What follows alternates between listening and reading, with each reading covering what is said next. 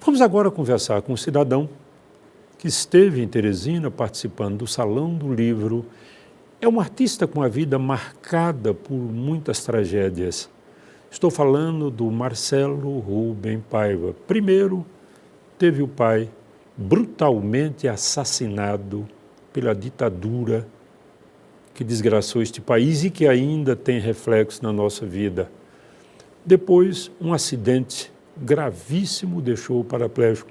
A despeito disso, o rapaz continuou estudando, continuou aprendendo e continuou produzindo. É autor de um livro que é um clássico na literatura brasileira, Feliz Ano Velho. Creio que você já leu esse livro. Se não leu, ainda está a tempo. E conversamos um pouco, a despeito das dificuldades. O Marcelo tem dificuldade para se locomover. Há momentos que a voz fica meio complicada, mas eu conversei com ele, foi sempre uma alegria encontrar alguém com tamanha competência, sensibilidade e principalmente força de vontade. Confiram. Hoje, a conversa no jardim é aqui no salão, na sala de refeitório do hotel Uchoa, a confraria Uchoa. E vamos conversar aqui com um cidadão que todos os brasileiros com acima de 20 anos leram pelo menos um livro dele, pelo menos um, que é o Feliz Ano Velho. Esse livro marcou profundamente gerações aqui no Brasil, emocionou gente e levou gente a gostar de ler. Ou seja, uma contribuição inestimável, porque um cidadão transforma uma tragédia em obra de arte, sublima e faz disso um livro que qualquer pessoa pode ler sem esse sentimentalismo derramado que caracteriza a má literatura. Marcelo, você já gostava de literatura, você já tinha interesse pela arte antes do acidente que te machucou profundamente. Mas você acha que esse acidente, de certa forma, impôs limitações que te obrigaram a ser mais escritor do que outras coisas na vida? É bem provável, porque um jovem de 21, 22, 23 anos, numa cidade como São Paulo, que tem muitas opções culturais, numa época, muita agitação de rua, ficar em casa escrevendo um romance, né, que requer pelo menos 2 anos de dedicação, e horas e horas e horas de trabalho, é só para quem realmente não se deixa seduzir pela tentação de ir para a rua, né? É claro que eu tive uma vida social muito intensa, mas também tinha as limitações físicas me fizeram optar por uma carreira um pouco mais fisicamente limitada. Antes do meu acidente, o meu sonho era ser engenheiro agrícola, né? E eu larguei a engenharia agrícola exatamente por causa do acidente, porque eu pensei, como é que eu vou ser um agrônomo, visitar pastos e florestas, plantações e fazendas numa cadeira de rodas. E aí, quando eu fui fazer clínica de reabilitação, tinha um curso na época era datilografia, porque uma das formas de inserção social dos deficientes era datilografar. Sim. E eu fiz datilografia. Na verdade eu já sabia um pouco, mas eu fiz, porque eu sou de uma geração que fazia datilografia, né? Havia curso específico para ensinar a pessoa a mexer com a máquina, não é? Não, eu fiz com 14, 15 anos, eu fazia curso de datilografia. Quando eu fui na clínica de reabilitação, ao invés de eu escrever SDFG, Mamãe Viu a Uva, eu comecei a escrever histórias, entendeu? Sou de uma família muito ligada em literatura, meu pai era amigo dos escritores da época. Na minha casa, livro era mais importante do que qualquer outra coisa. Li muito em escolas que eu estudei em escolas em que a literatura era muito importante no currículo. E escrevi em muitos jornais murais, jornais de escola, fanzines, jornais universitários, estudantes. crônicas, manifestos. Eu era uma espécie de o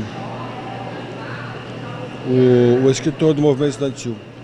Quando veio o acidente, aí eu fui convidado para escrever um livro, que é uma coisa muito rara na vida do escritor, pela editora mais vibrante da época, que era a companhia, que era a Brasiliense. Brasiliense, não é? Era uma editora com perfil muito jovem, muito agudo, não é? Uma editora de grande expressão, não é? Era uma editora que estava revelando os jovens autores no momento em que a gente saía da ditadura. E fez uma coleção especial sobre isso, que começou com um livro italiano, Porcos com Asa, depois foi para Reinaldo Moraes, depois Caio Fernando Abreu, depois eu, depois a Ana Cristina César, Raduan Nassar, autores inéditos para o grande mercado, mas que tinham já um trabalho independente. E essa editora me deu um aporte, me deu um prestígio, uma grife, era uma grife, né? Dessa coleção, que imediatamente o livro começou a ser lido, porque todos os livros que saíam dessa coleção, eles, de uma certa maneira, eles representavam a nova literatura brasileira. E o livro foi muito bem acolhido pelo público e virou, durante uns 4, 5 anos, o livro mais vendido do Brasil. E aí eu me vi mergulhado, né, nessa necessidade quase diária de me expor, né, de contar a minha história, contar histórias e, como você disse na introdução, fazer da dor literatura, né? Que não é o seu livro. Claro, a tragédia está lá, mas você consegue transformar aquilo, porque o trabalho de escritor é recriação mesmo. Você não pode pegar a matéria crua e jogar, nem jornalismo se faz assim. Imagina literatura. Então ali tem um trabalho. Seguramente você retrabalhou aquele livro antes de publicar, não uma vez, nem duas, mas muitas, não é, Marcelo? Você teve que cuidar daquilo, tirar excessos, não é verdade? Sim, menos do que eu faço hoje em dia, porque ainda era uma época da datilografia, né? O computador hoje é uma loucura. Você quer mudar o nome de um personagem, não você... tem problema algum, é um segundo, né? Plum, muda tudo. Você quer mudar capítulos, parágrafos, troca, sobe, desce. Você quer começar com uma coisa que você tinha colocado lá no meio, você sobe e às vezes você pode até mudar o gênero de um personagem. Agora ele é uma mulher, não um homem. Então a informática, ela deu uma possibilidade de... E aí deve ter surgido um outro problema, me permito. Com a repercussão que o seu livro teve, você não poderia fazer um livro qualquer. Aí vem, a fama tem um preço. Sim. Esse livro te obrigou a procurar novos caminhos, tanto que você fez 1000 experiências diferentes por mais diversos gêneros. Exatamente. Eu acho que isso é uma coisa muito própria a um escritor jovem, né? Porque os grandes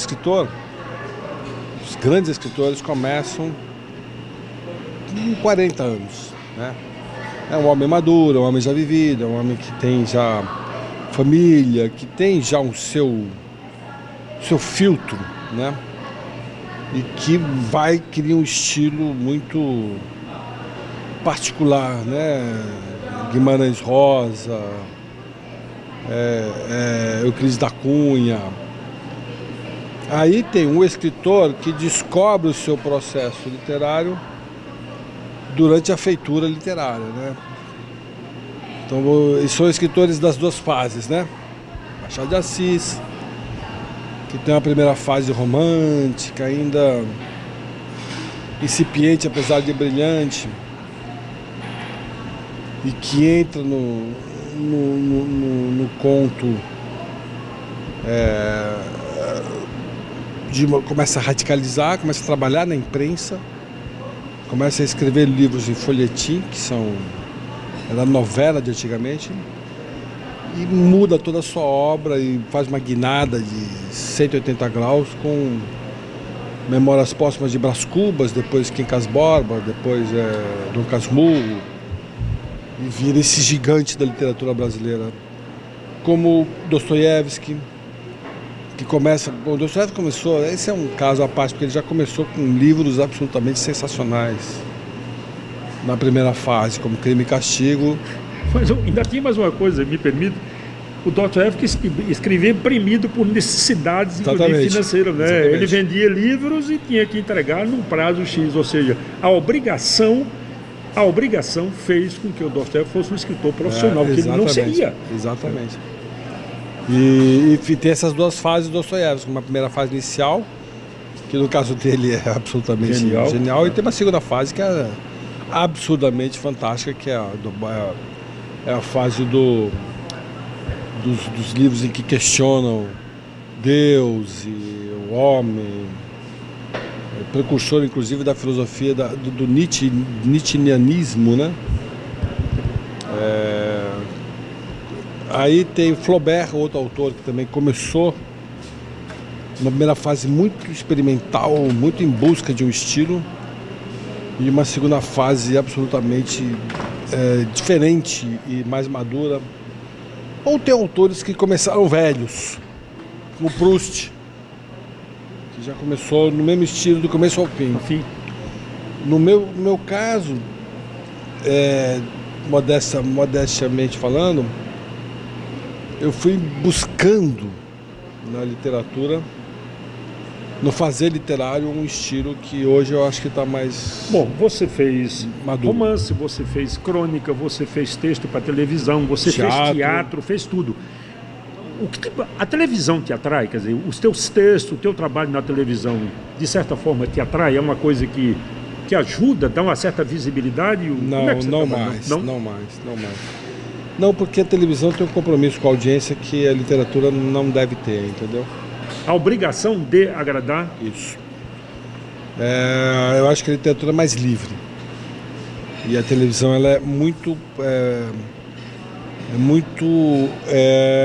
presa no grupo empresarial de comunicações, e uma proposta um pouco mais de audiência que me fez sentir um pouco tolhido. Te dava um rumo, te dava um norte e você não podia se afastar daquilo. Isso limita. Eu prefiro o jornalismo. É mais impresso. Certo. Crônica, matérias. Porque é um espaço libertário, de liberdade, numa empresa de comunicações que tem uma grande visibilidade. Mas ninguém mete a mão no que eu escrevo, só me dá o formato, o tamanho, perdão. Quantas linhas eu quero? 4.000 a 6.000 toques. Mas lá na minha coluna eu faço muitas experiências, inclusive muitas das experiências das minhas colunas, eu trabalhei na Folha 13 anos e agora estou no Estadão uns 15. Tanto a coluna da Folha como as colunas do Estadão, elas geraram, as ficcionais geraram livros de crônicas. O da Folha se chama As Fêmeas, e o do Estadão chama As Verdades que Ela Não Disse, um livro de crônicas. Marcelo, me permite uma pergunta aqui que pode ser dolorosa. Como é que um menino lidou com o problema do desaparecimento de seu pai? A aflição que isso gerou na tua cabeça e na tua casa, na tua vida, meu irmão? Olha, é tão grande essa aflição, foi tão grande que eu escrevi pelo menos uns 3, 4 livros sobre essa história. O Feliz no Velho, um livro sobre a luta armada, sobre aquele período da ditadura, que se chama Não És Tu Brasil.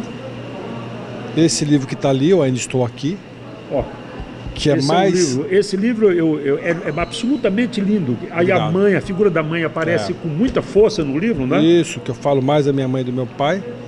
E o meu último livro, que chama Os Meninos em Fúria, que fala também da minha juventude, dos anos 80. É uma espécie, o Meninos em Fúria é uma espécie de uma continuação do Feliz no Velho, o que veio depois do Feliz no Velho. Então é assim, foi uma história tão marcante na minha vida e na vida do país que gerou já 4 livros. E se bobear vai gerar mais livros. Mais livros, né? E, finalmente, o papel da tua mãe em não só em não desistir mas não permitir que vocês desistissem. Era uma mulher com muita fortaleza moral, não é? Sim, Para sim. manter vocês no rumo, não é? Sim, ética, moral, é uma mulher que me ensinou muita coisa, inclusive literária, porque minha mãe era formada em letras, numa época que a maioria das mulheres não fazia faculdade, depois se formou em Direito. E ela era uma absoluta apaixonada pela literatura, Érico Veríssimo, o Jorge Amado. Na minha casa a gente era muito incentivado a ler. Não tinha televisão na minha casa. Você vê? Tinha estantes de livros. Estantes e mais estantes, todos lá na sala, no escritório do meu pai. E ela sabiamente colocava os livros mais atrativos para crianças e adolescentes embaixo. Num local que você pudesse alcançar. Que eu faço a mesma coisa com os meus filhos. Minha casa não tem televisão também. Só no meu quarto. E não incentivo meus filhos a usar iPad, apesar de eles terem liberdade total, eles nem querem mais, eles gostam de brincar ou xeretar livro. Eu acho que disso me fez ser um escritor, porque sempre tive uma paixão pela literatura, por livros, maior do que a de apenas escrever. Marcelo, obrigado pela sua presença no Piauí. Obrigado por ter vindo ao salão. Bom conversar com você. Meus irmãos, não deixem de ler. Eu recomendo e muito.